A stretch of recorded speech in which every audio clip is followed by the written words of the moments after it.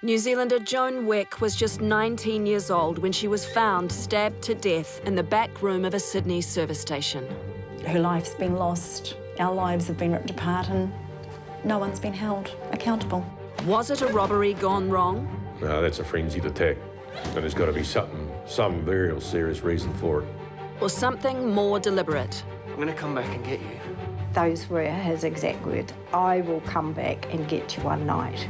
Two psychics will turn to the spirit world for answers. Why does it keep seeing a knife in his hand? Just keep seeing the knife. It's so strong here. It's hurting my head. They will search for new clues in the hunt for Joan's killer. There's so much anger built up in this guy that he's just exploded. He's watched her and followed her. He's seen her before. Rage, just rage. That's all I'm going. I feel sick and I'm hurting and I've got rage. I feel like I want to put some flowers there for her. The rage is eating up the boy and killing Joan.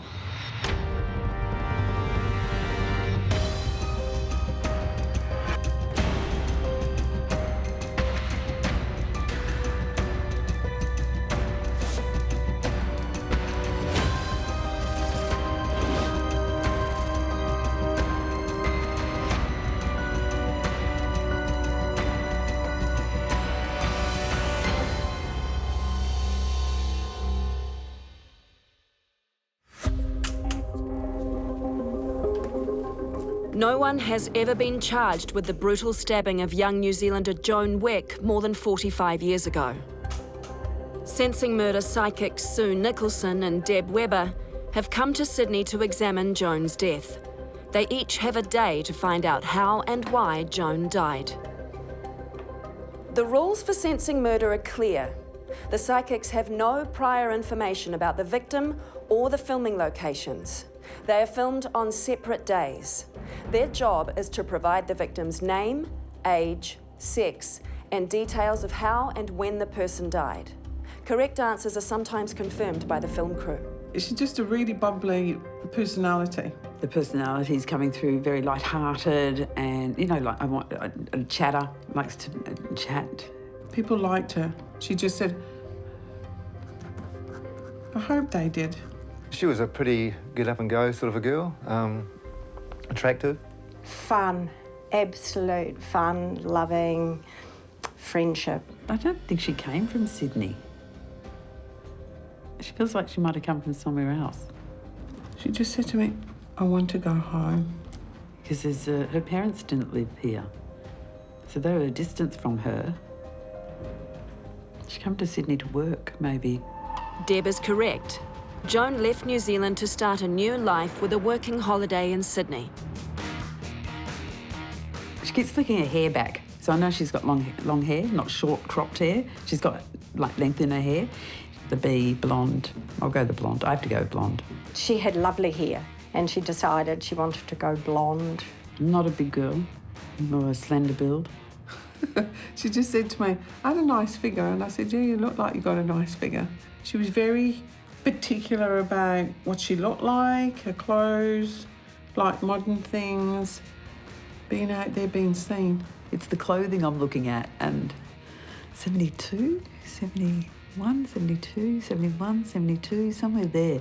Because 71, I reckon 71. 1970, 1971, yeah, because she's shown me 1971. Both psychics have a strong connection. It was 1971, and Joan was working at the Sydney service station in the inner city suburb of Darlinghurst. Joan was saving for her dream trip to Europe. She said she wanted to travel. She said something about travel, and I got over water. She wanted to get to England. That was the goal. Her main priority was to save money to go to the UK and do her big OE. Joan would walk to work through the notorious King's Cross, a dangerous area known for its high crime rate and drug scene. King's Cross, you know, all sorts goes on in King's Cross, but we never had any worries about anything like that. And I think at that age, you don't think of what could happen to you. Joan could handle herself in any situation. She's saying to me, I'll help anyone. But she said, lie to me or cheat on me, that will be it. She stood up for herself. If somebody, you know, wolf whistled her in the street or said something nasty like that, she'd tell them off. The psychics home in on the night of Joan's murder and reveal some startling facts. I keep hearing the word work, I keep seeing cars and something about a petrol station. Still see it outside at night. Late at night, 10 o'clock or... Oh yeah, it's 10 p.m. Joan was last seen alive just before 10 p.m. Struggle. Definitely lots of struggle, a lot of fighting. Someone attacked her. She would have fought with everything she had. She's a really spunky girl like that. There's something, a blow to the chest. There must have been a few stab wounds or something going on, because I feel like I've been hit quite a few times. There's something over her mouth or something. Be quiet, be quiet. I keep hearing her, shut up. This wasn't an accident, because I'm not getting that. There was an intent behind it. Whoever it was just jumped her and then just took off, like she meant nothing. So she doesn't understand why she was killed. Joan's friends, former boyfriends and work colleagues were all interviewed. Police believed the motive was a botched robbery. The newspapers pointed at a jealous ex-lover. Were vital clues being overlooked? Joan came home from work one night, it must have been 8 or 9 o'clock at night, and she just said it matter-of-factly. This guy came in and started mouthing at her. You are well beautiful, that's what it is. Look, I'm not interested, all right? Me and you. No, thanks, I'm really not Buy you a interested. drink? Look, it's time for you to Drink? leave. Really? Yeah, really. You gotta be kidding me. I'm I'll not buy you a kidding you. drink, right? No. You ain't got a boyfriend or nothing. That's Let's none of go. your business. It's time for you to go. No. And she told him where to go. And he said, I'm gonna come back and get you. I told the police when I was interviewed that she had been threatened by this young guy. And, I mean, there were no names. I don't know who it was. And that's just always stuck in my mind, that maybe it was him. Was it a compulsive act of revenge or a well-thought-out attack? I know there was a few people that didn't like her, and I just feel like that was more to do with her personality, of the way she was. But I get a lot of jealousy around her. I get just jealousy from people, a male. It was very possessive of her. I'm very nervous with him. Angry and a temper. Joan's mum and dad have since passed. Her brother Leon and sister Louise have come to Sensing Murder with the hope that the psychics can give them some answers. Yeah, something about her sister never been happy, really happy. So she's carrying this a lot. She hasn't let it go or anything, and how do you? I mean, it's a sister that we're talking about. Someone's done this. They're out there, they're living. Our lives have been torn apart because of it, and if the psychics can come up with something to give the police, or, just something to give us a bit of closure, because it eats away at you. Next on Sensing Murder, the psychics head to the service station where Joan met her violent end. It's here. She keeps looking over there. What new clues will they find when they get there? I hear you screaming. I can hear her scream, but nobody's hearing her. New Zealander Joan Wick was brutally stabbed in an inner-city service station in October 1971. On separate days, psychics Deb Weber and Sue Nicholson have come to Sydney to use their special gifts in the hope that they can shed new light on the 46-year-old cold case. Whoever it was just jumped her and then just took off, like she meant nothing. Even she wants to know why, because she keeps saying to me, I didn't do anything to anybody. It's time to leave the hotel. Will Joan guide the psychics to the scene of her murder? Deb and Sue are only given an inner-city map, but somehow both are immediately drawn to the Darlinghurst area. Oxford Street. Surrey Hills. Albin. What street are we on? Oxford Street? I don't even go down Oxford Street anyway. There was Findless Street, Findless Street? Around this area here is very strong. Yeah, Flinders. No, that's just something not right in this area here because now my head hurts. Is this Flinders? Go down, I think we've got to go down Flinders Street. Eastern Distributor, Flinders, yeah. Both psychics have correctly identified Flinders Street, and Sue also picks up on other aspects of Joan's life in the area. I don't feel this has much changed. There's like the trendy shops here. Like when she'd look down here for, it's like different clothing and things like that. This is what I'm getting.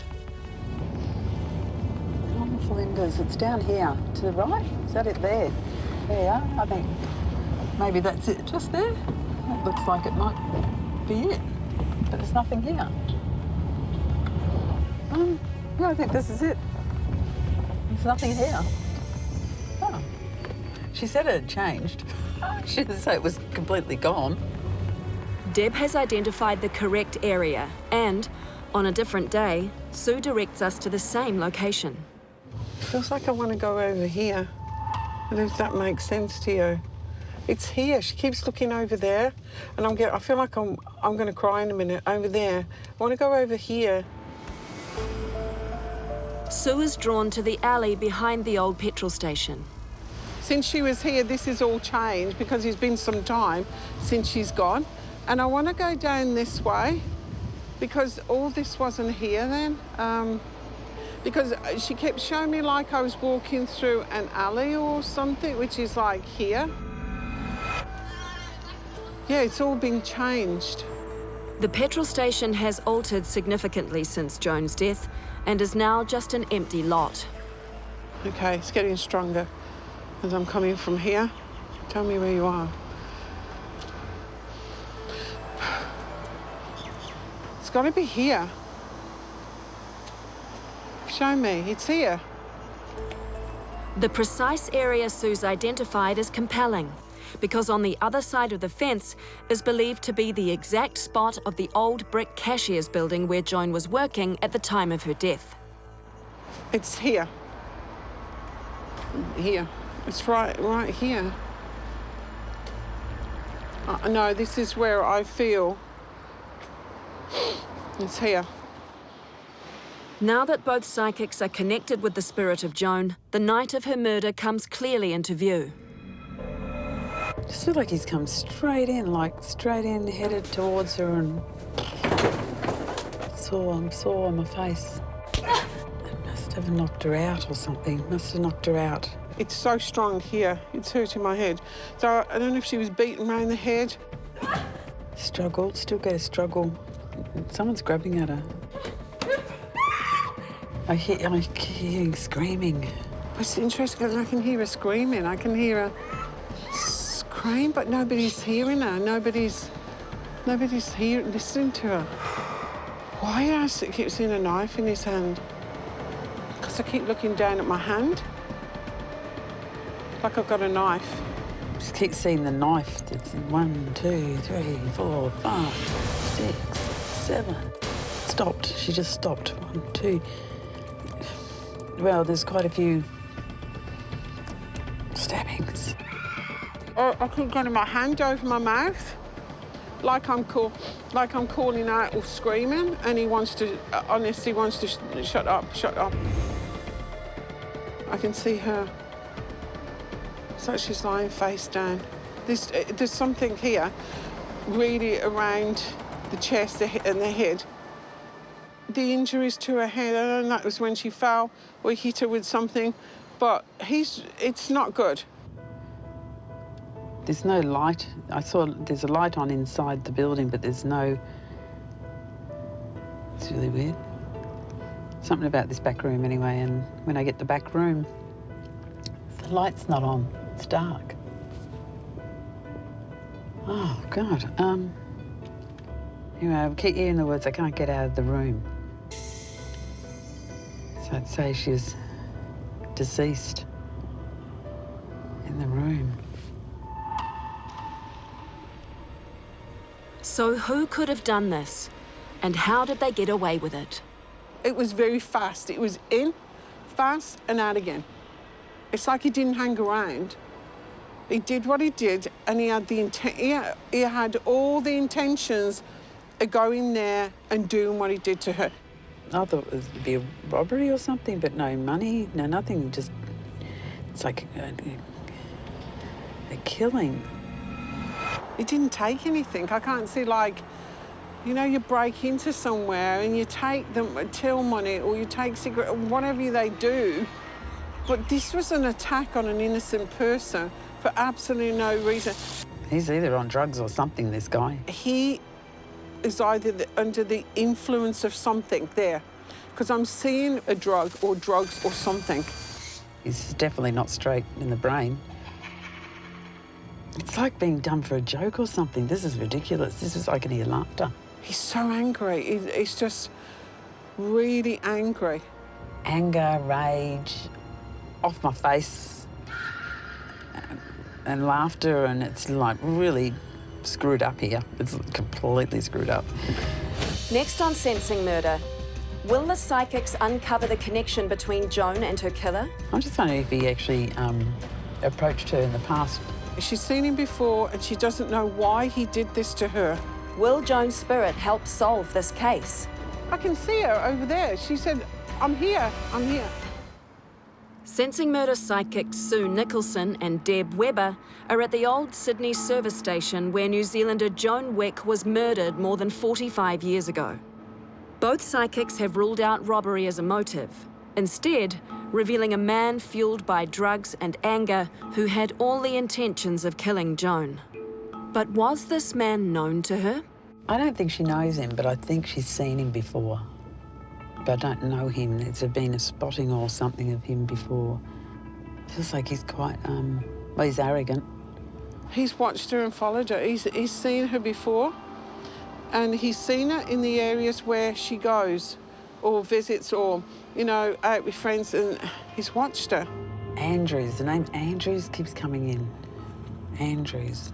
I'm just wondering if he actually approached her in the past, sort of asked her out, and she turned him down or something, because there's this slight thing that he's been there before, but it feels like she had nothing to do with him, or she's seen him, but she doesn't know him. She's seen him before and she doesn't know why he did this to her. She has no clue whatsoever. 2 other people know about this, so there's 3. Sue believes there was a lone killer who may have told others about his crime. But Deb thinks there were 2 men, one who murdered Joan while the other waited in a car. I still get 2 of them, one outside in the dark. Yeah, that one feels older. You know, I just see this mucking around. I see these guys just mucking around and jumping around, acting really foolish and stupid and just like off their faces. And there's anger, there's so much rage in one of them. The anger is just, I just feel of what he's done to her. It's like a frenzy attack on a young person who had all her life ahead of her, and it was just taken away instantly for nothing. There was no reason behind it. That was it. That was it. As both psychics make their way to the front of the lot, the exact location of Joan's death becomes clear. Isn't this interesting? Because this is starting to make me feel again with my head around here. The large building at the end of the site is all that's left of the original petrol station, and somewhere inside is the storeroom where Joan met her end. This building has a really significant energy. Oh, that's making me feel sick. But all this building here towards that square has a significant energy with it, with her. I don't know. See, I'm getting stabbed. I'm getting, like, the physical wounds in my body now. Oh, God, I had the most terrible pain in my chest, so I don't know if he stabbed her or... I got the most awful pain then in my chest. But I'm definitely getting stabbed in my stomach at the moment and stuff, so quite a few chest, hand stab. That felt like somebody just hit me in the chest area. Hit me in the chest. Sue and Deb try to see what kind of man could commit such a heinous crime. There's so much anger built up in this guy that he's just exploded by the look of it. I mean, he's just stabbing her. She put a fight up. She didn't go without a fight.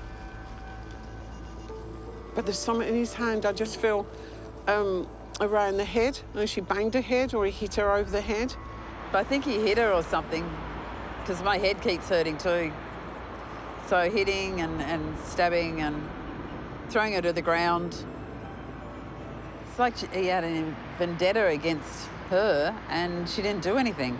This was a vendetta or something against her because, like, I've turned somebody down of not wanting to go out with them or... She either refused him, you know, it's sort of like sort of boy, if you refused him anything, he'd just snap. Or maybe she looked down at him or something. There's something, no, not even, you know, it's really trivial to other people, but to him it was, how dare you, you know, look at me like that or put me down like that. And then boom-o, he's just gone off and it's like, whoa. It's like, comes in, does what he does and goes back out again and nobody seemed to oblivion to what was going. It's weird. It's the most weirdest, like he's watching and waiting to actually do this to her. It wasn't the spur of the moment. It happened where he knew what he was going to do. Both psychics agree. Joan's killer had come across her before and sought revenge for some perceived indiscretion. The person who did this to her actually would visit the petrol station often. He'd be coming in and out, and he fancied her. Yeah, I reckon he's been in here before and then he's gone again, so he must know the place, he must know the area, and I keep going back to King's Cross, very much. He knew what time and what shift or work she had or what shift she was doing, and he'd come in quite often. He had this kind of an obsession with her. It's like he'd fantasize about her.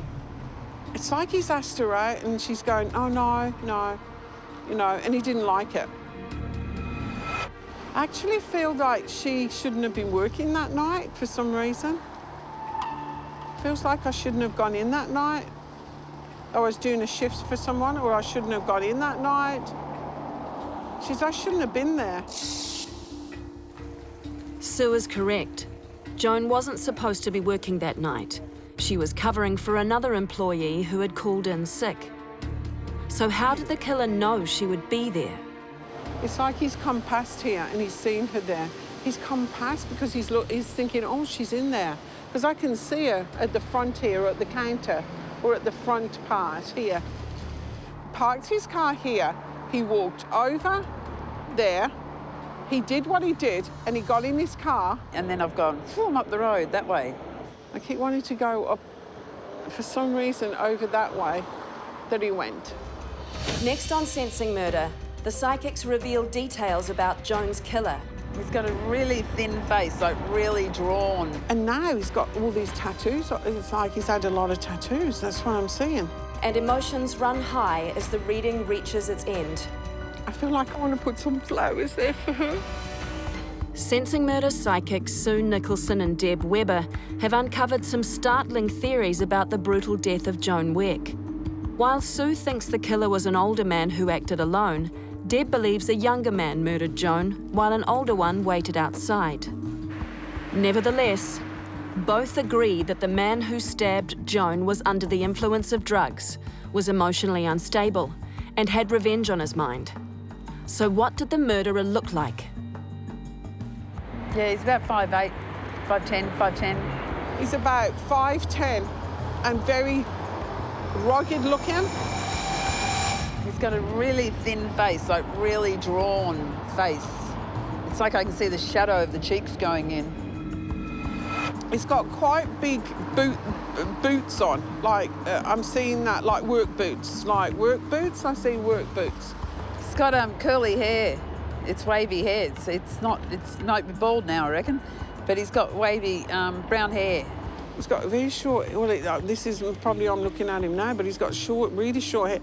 And now he's got all these tattoos. It's like he's had a lot of tattoos. That's what I'm seeing.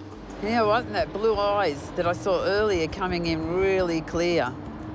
Like really ugly blue eyes, which is really funny because blue eyes are usually beautiful, but these are like really... They're horrifying, really.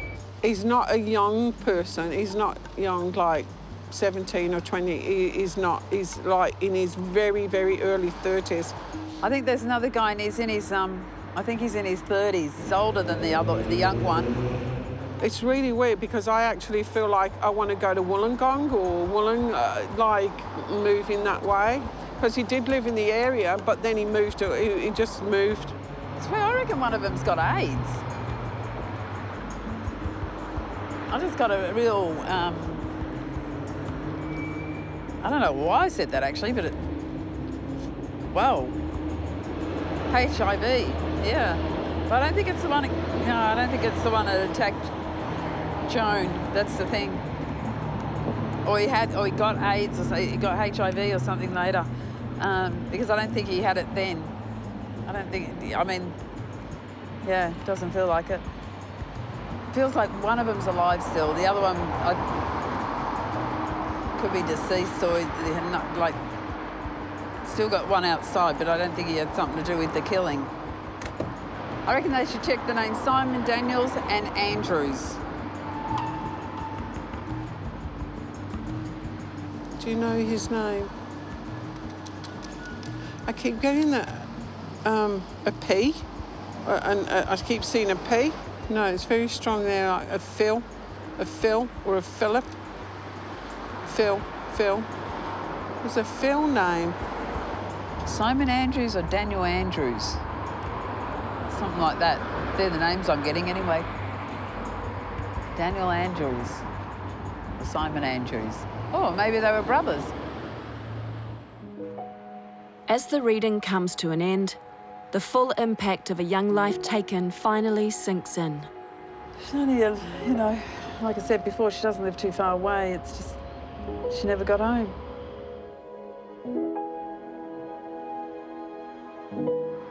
Sorry, I'm going to cry in a minute.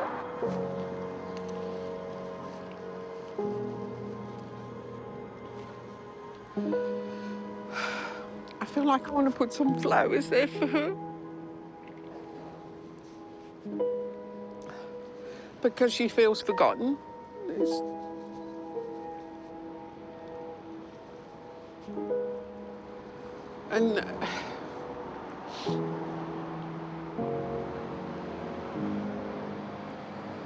And that's what she can't understand, you know, of what he did to her. And she feels forgotten. I just feel like I want to buy some flowers for her. Because she's such a lovely person. Sad. Random. Bad. Sad for her.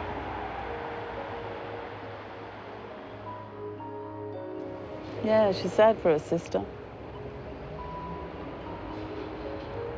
Must have been her sister that contacted Sensing Murder. His sister's just devastated still. And she won't find any peace.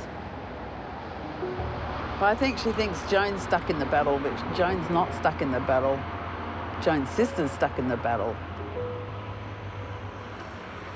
Beautiful thing about spirit, we believe in karma. What goes around comes around. And I think he was sick anyway, so.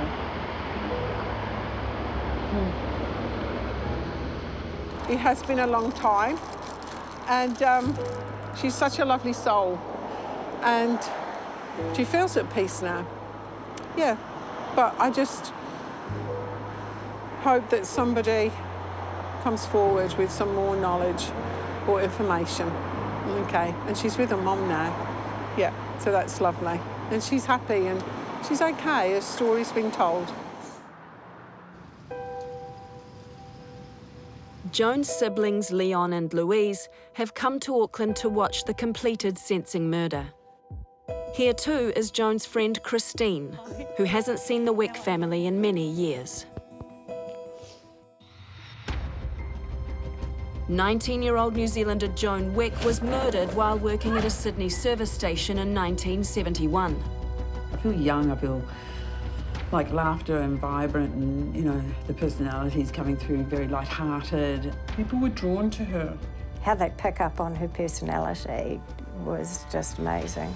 Her personality, bubbly, yeah, they hit on that straight away.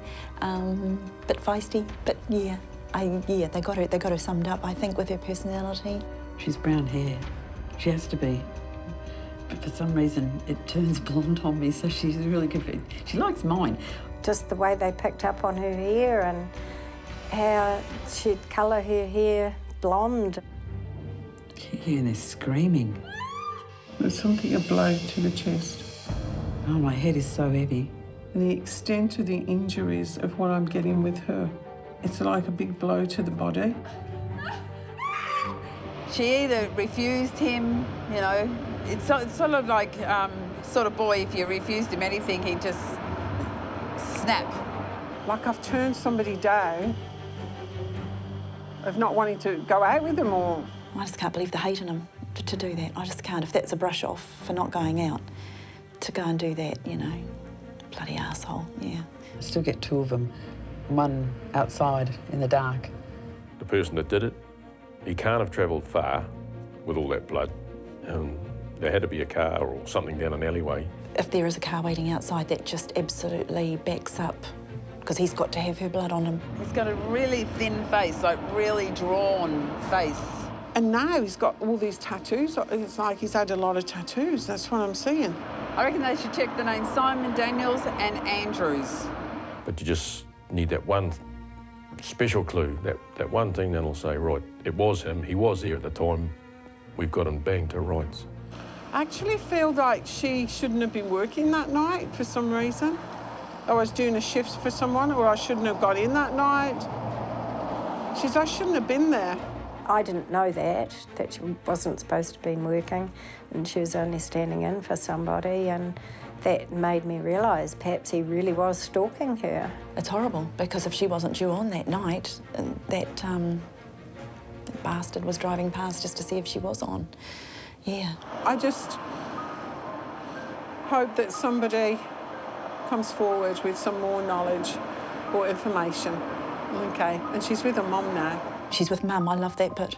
Yeah, that makes you feel, I mean... Well, they're actually buried together. Yeah, they wouldn't have known that. That's true. They're buried but together. They're on top of each other in the gravesite in Glenfield. That's it. So the psychic's got that banged to rights where they say the two of them are together. In fact, they are. Having seen the completed program, what does the family think about Joan and her legacy? I feel now that her name has been cleared as a prostitute. So my next hopes and wishes would be to find the murderer. Let's hope it does go somewhere from there and see what the private investigator can turn up. And yeah, if we get a positive result, that'd be brilliant. Sensing Murder has hired private investigator Grant Coward to look into the new information provided by the psychics. Grant has had a long career in the police, working on over 80 homicide cases. He's come to Sydney to take a fresh look at Joan's unsolved murder. The information that has been provided by the psychics is something I want to follow up on, but also I want to talk to the police and find out where they're at with this investigation. Grant visits Joan's old flat on Tusculum Street and retraces her steps from here to the petrol station. Where she was living was not too far from where she was working, but it's a rather intimidating environment. You know, King's Cross, it had a reputation back in the 70s as a an area of drugs, sex and rock and roll, if you like, and rather an intimidating and vulnerable area for a young 19-year-old from Auckland, New Zealand. A short 20-minute walk takes Grant to the old petrol station, where Joan met her untimely end. One of the things that you do when you attend a homicide scene is you get a bit of a feel for it. The purpose for my visit here today is to do that, and also to consider an area canvass. Would there be anyone in the area that may know anything about what happened? And hey, they could. They may not, but it's still worth pursuing with a view to seeing if it jogs someone's memory about what happened here 45 years ago. As luck would have it, there's one man who's been working in the area since the time of Joan's death. In 1971, this mechanic's shop was in operation, and Lambros remembers how dangerous it was. It was a ghetto. Drugs, drug addicts and bad people, you know. Around the corner is the mission, where, you know, they're looking after people with problems, right?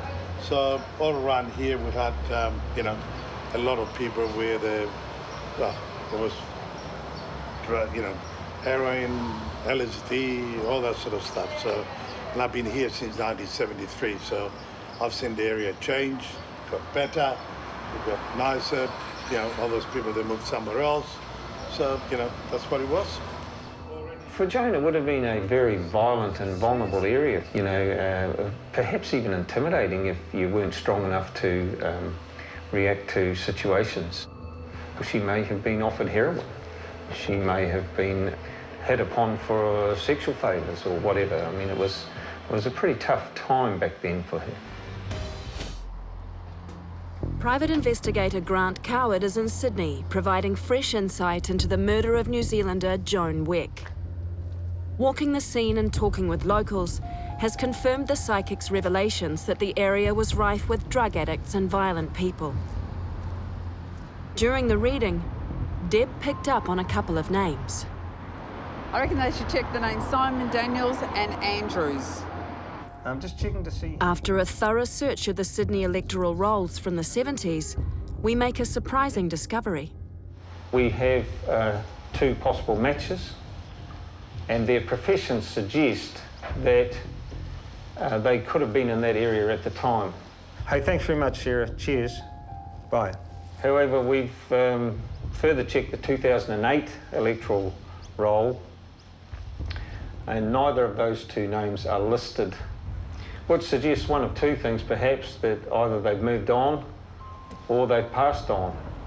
However, we have searched the obituary records, and there's no death notice for either. These names have been passed on to the New South Wales Unsolved Homicide Team. At the time of Joan's murder, evidence like palm prints and fingernail scrapings were collected and stored on file. Grant has tracked down former New South Wales detective Mick Ashwood, who believes modern forensic science holds the key to finding the killer. Well, Joan Wick came across our desk at the time I was the coordinator of the Unsolved Homicide Unit in New South Wales. And the death of Joan Wick was one of the cases listed for review. And there was some physical evidence in Joan's case that was there that could be worked on. And so a review was done of the case. And that case recommended further investigation be undertaken by the Unsolved Homicide Team. So in 2007, that case was forwarded for further investigation. In terms of technology, you know, how's that advanced over the years? The growth in technology and the speed at which scientists can advance some of the techniques to obtain DNA and fingerprints, they're every 6 months now. And those exhibits back in 1972 would have been dusted with carbon. Now there's a different number of electronic processes, application of chemicals. The services could now identify a print and also may yield DNA that may not have been available back then. Obviously DNA wasn't around, and there's different types of DNA. And so we ask people just never to give up hope, and those that have perpetrated these crimes, their day will come. So although I haven't come away with any strong leads, I'm certainly excited and heartened by the information that I've received. With these advances in technology and things like that, there's no doubt in my mind that this case is solvable, and I will be doing my best to ensure that the family are encouraged by this and that the New South Wales Police continue to give this case priority as it deserves.